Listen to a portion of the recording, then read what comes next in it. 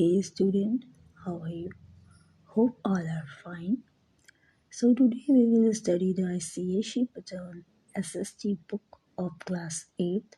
Book name is Cambridge Connection History and Civics. In this book, history and civics are both given, but we will study the history section and the book author is Dr. M.P. Rosidio. Most of ICSE would prefer this book for their class 8 students. In Balia, Holy Cross School also prefer this book for SST. So we will study the history section. So let's start. So student, we will study chapter 3 American War of Independence. All the content I will explain you in Hindi for better understanding. So let's start. American War of Independence. The world as we know it today would not have been the same without some notable revolution in the late 18th century in America and France. People of two countries far removed from each other were engaged in bringing about changes to political power that shaped the future course of history. Now we will understand the meaning of this paragraph. आज हम जो दुनिया को जानते हैं वो पहले ऐसा नहीं था और ना होता अगर कुछ नोटेबल मीन्स उल्लेखनीय रेवोल्यूशन मीन्स क्रांति हुआ ना होती।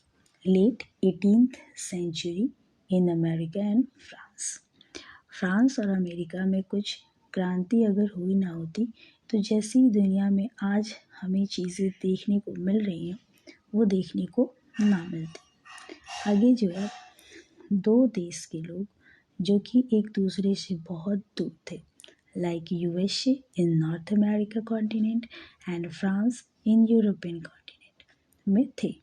ये इतने दूर थे एक दूसरे से और दोनों इंगेज थे अपनी कंट्री में पॉलिटिकल पावर में चेंजेस लाने के लिए जिसने फ्यूचर में पॉलिटिक्स को एक न्यू डायरेक्शन या दिशा दिया जिसे आज के प्रेजेंट डे में हम देखते हैं।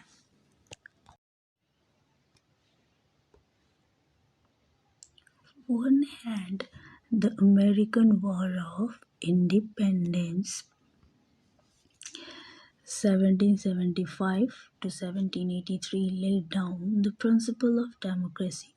On the other hand, the French Revolution 1789 to 1795 promoted ideas of liberty, equality and fraternity. Means एक तरफ अमेरिकन वॉर ऑफ इंडिपेंडेंस चल रहा था जिसने डेमोक्रेसी के प्रिंसिपल को या हिंदी में प्रिंसिपल को कहे तो डेमोक्रेसी के सिद्धांत को दिया। दूसरी तरफ फ्रेंच रेवोल्यूशन मीन्स फ्रांसीसी क्रांति ने लिबर्टी, इक्वालिटी एंड फर्टर्निटी जैसे आइडियाज़ को बढ़ावा दिया। अब जो ये वर्ड है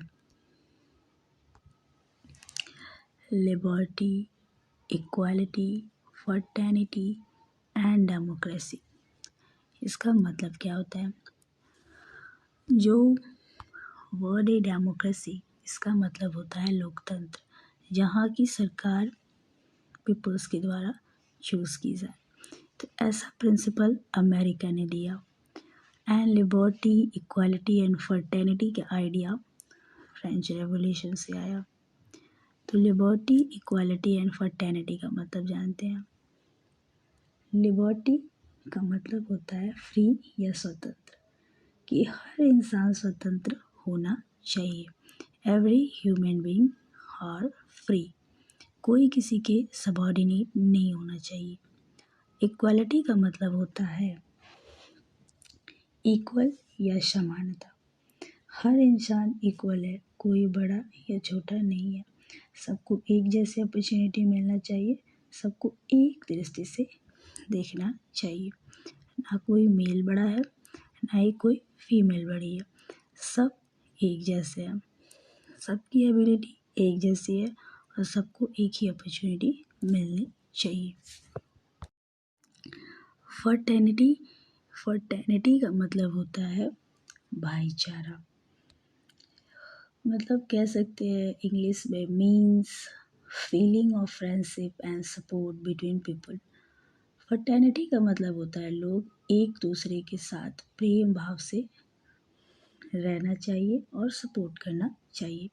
मीन्स एक दूसरे के साथ मिल के और अच्छे बिहेवियर्स के साथ रहना, एक दूसरे के बीच प्रेम भाव रखना, ये थी फर्टेनिटी। एक साथ एकजुट रहने का, एक जो कहते हैं वो, उसका मतलब होता है फर्टेनिटी। मीन्स ब्रदरहुड, भाईचारा।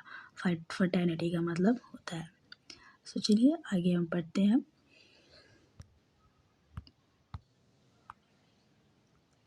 American war of independence.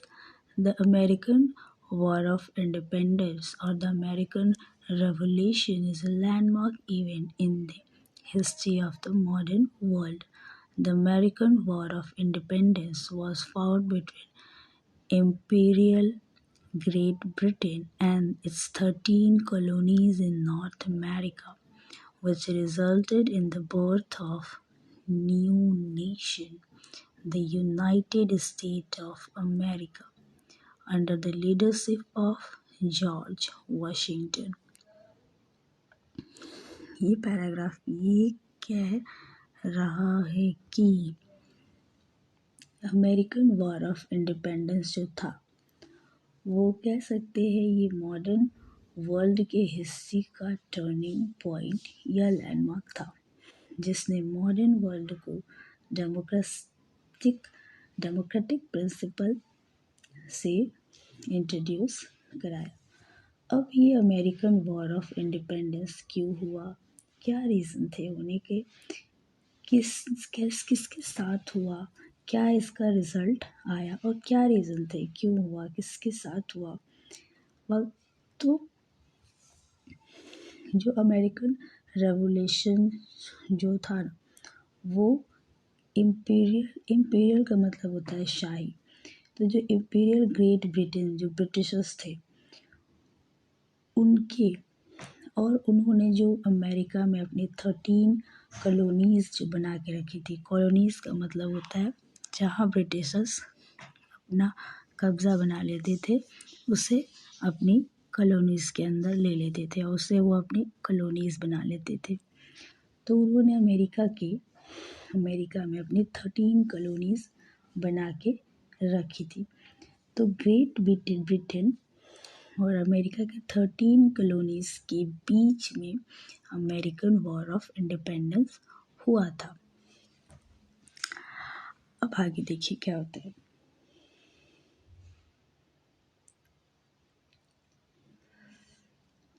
तो नॉर्थ अमेरिका और ब्रिटेन के कॉलोनीज़ के बीच में ये वॉर हुआ और इसका रिजल्ट ये हुआ कि जो ये वर्ड है,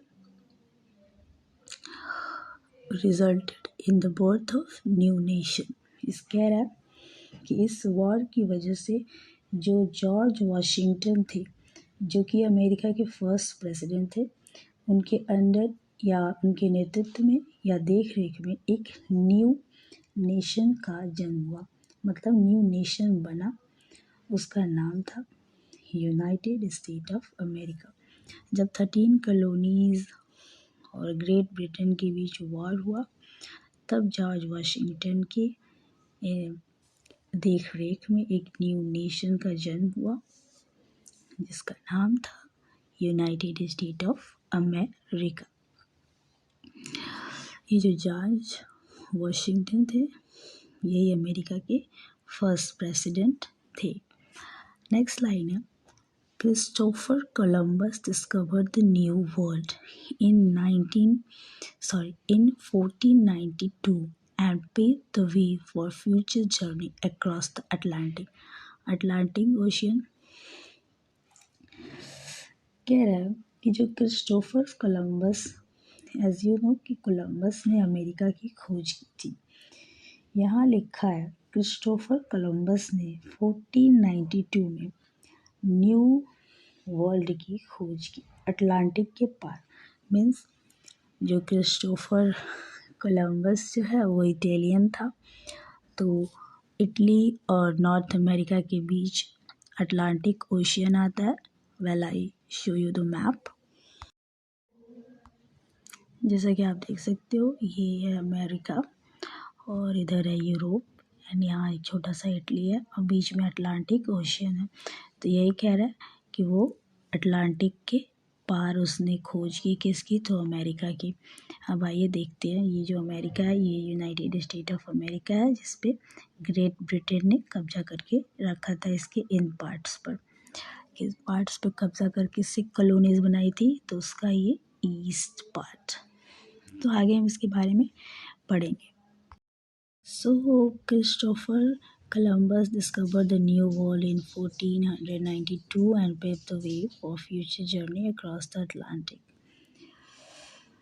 क्रिस्टोफर कोलंबस ने 1492 में न्यू वर्ल्ड की खोज की, अटलांटिक के पार। अटलांटिक ओशियन और अमेरिका यूरोप के बीच अटलांटिक ओशियन आता है, और कोलंबस जो था वो इटालियन एक्सप्लोरर एंड नेविगेटर था, जिसने अमेरिका की खोज की। और इससे ये हुआ कि दुनिया को अमेरिका के बारे में पता चला और बहुत से यूरोपीय आकर बस गए। आगे पढ़ते हैं इसके बारे में, आगे क्या होता है जब अमेरिका की खोज होती है। तो अटलांटिक पार अमेरिका एक वीरान टापू की तरह, वीरान एक जगह मिलता है जो कि अमेरिका। उसके बाद क्या होता है आगे देखते हैं। Brought many Europeans settled to these regions by 18th century. These settled in the New World established 13 British colonies along। आगे पढ़ते हैं। तो यहाँ पे ये कह रहा है ना, तो बहुत से यूरोपी आकर बस गए। जब अमेरिका की खोज हुई तो पूरे वर्ल्ड को अमेरिका के बारे में पता चला। तो यहाँ पे बहुत से यूरोपी आकर बस गए, ये नहीं ब्रिटिशर्स, यूरोपी। 18th सेंचुरी तक अमेरिका में ब्रिटिशर्स ने अपनी 13 कॉलोनीज इस्टेब्लिश कर दी। ये नहीं था कि सिर्फ ब्रिटिशर्स आए, फ्रेंच एंड ब्रिटिशर्स और भी बहुत ज़्यादा लोग हैं, बट ब्रिटिशर्स ने अपनी 13 कॉलोनीज इस्टेब्लिश कर दी थी अमेरिका में। ठीक, आगे देखते हैं। The East Coast of North America, these colonies were New Hampshire, Massachusetts, Rhode Island and Connecticut, New York, New Jersey, Pennsylvania, Delaware, Maryland, Virginia, North Carolina, South Carolina and Georgia। तो जो Britishers ने अपनी 13 colonies जो बनाई, उन colonies का name यहाँ पे मैंने देखा, जो कि ईस्ट कोस्ट पे उन्होंने बनाई थी। ये 13 कॉलोनीज़ के यहाँ पे नेम लिखे हुए हैं, जहाँ पे north Carolina, south Carolina, Georgia, कुछ जो आजकल बहुत अमेरिका के फेमस नेम्स हैं उनके बारे में यहाँ पे दिया हुआ है। रोज आइलैंड, न्यूयॉर्क, न्यू जर्सी, तो ये सारे क्या थे? ब्रिटिशर्स की कॉलोनीज़ थी, जो कि ईस्टर्न कोस्ट में, नॉर्थ अमेरिका के ईस्टर्न कोस्ट में ये आते हैं। चलिए मैप में हम इसे देख लेते हैं कि किधर ये सारे कॉलोनीज़ जो थे, ब्रिटिशर्स के कॉलोनीज़, ये किस साइड में थे। Let's watch. सो ये अमेरिका का रिसेंट मैप है, ये अमेरिका है और ये इसके सारे स्टेट्स हैं। और ये जो है 18th सेंचुरी में जहाँ ब्रिटेन ने अमेरिका पर कब्जा करके रखा था, तो इसकी जो रेड पार्ट्स है, जो रेड लाइंस है, ये जो थी ब्रिटिश के अंडर में, मतलब ग्रेट ब्रिटेन की कॉलोनीज़ उस टाइम हुआ करती थी। उसके बाद से जो हमारा अमेरिका था वो अब उसके बाद ऐसा बन गया। सब मिलके ये सब स्टेट, ये सारे स्टेट्स में आते हैं अमेरिका के, और ये अमेरिका का आज का 22 मीन्स आज का ये मैप है, और ये 18th सेंचुरी का मैप है। जो कि ये जो पार्ट्स दिख रहे हैं आपको ये वाले रेड, ये जो था ब्रिटेन, ग्रेट ब्रिटेन की कॉलोनीज थी। ठीक, hope you all understand. Over time, due to several factors, these colonies united and fought independence for parent country Britain। तो ये जो लाइन है ना, ये कह रहा है कि टाइम के साथ कई रीज़न थे जो नॉर्थ अमेरिका में 13 कॉलोनीज थी, वो एक साथ मिलकर अपनी कंट्री के लिए, इंडिपेंडेंस के लिए ग्रेट ब्रिटेन से फाइट या लड़ाई भी की। मीन्स बहुत से लोग वहाँ के जो कॉलोनीज थी 13, वहाँ ब्रिटेन की रूल्स रेगुलेशंस या फिर उनकी चीज़ों से परेशान होकर या फिर किसी भी चीज़ से या उनकी दबाव से परेशान होकर बहुत से वॉर ग्रेट ब्रिटेन के साथ लड़ी, एक साथ होकर अपने पेरेंट्स कंट्री को, मतलब अपनी मातृभूमि को बचाने के लिए। बहुत सी चीज़ें हैं, बट आगे की चीज़ें हम नेक्स्ट वीडियो में पढ़ेंगे। सो thank you for the students, thank you for watching my video. Next video में हम आगे की स्टोरी पढ़ेंगे, आगे की चीज़ों को पढ़ेंगे हम नेक्स्ट वीडियो में। So thank you, bye bye, take care.